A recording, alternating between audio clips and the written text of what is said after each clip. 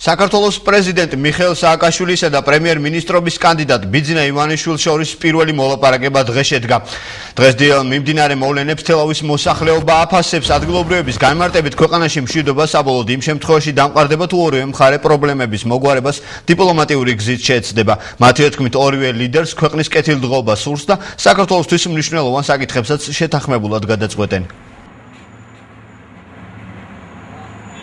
არც სააკაშვილია ისეთი პიროვნება, რომ ჩვენს ქვეყანაზე გული არ შესტკივდეს და არც ივანიშვილია, როგორც ჩანს, რომ არ ასტკივდეს გული და მე მგონია, რომ ორივემ ერთად ძალიან კარგად შეხმატკბილებულად უნდა მიხედონ. ალბათ იმუშავებენ, იმიტომ რომ ჩვენ ქვეყანას ზუსტად ეს სჭირდება ახლა, რომ ეს ორივე ძალა და მხარე, ასე ვთქვათ, რაციონალურად და სათანადოდ მიუდგეს მოლაპარაკებებს. თუ მეორე პირიც აყვება პირას მიაღწევენ, ერთობლივად მიაღწევენ, მაგრამ წარგევრეთ მაინც რომ რაღაცა უხიშმონ ვერაფერს მიაღწევენ.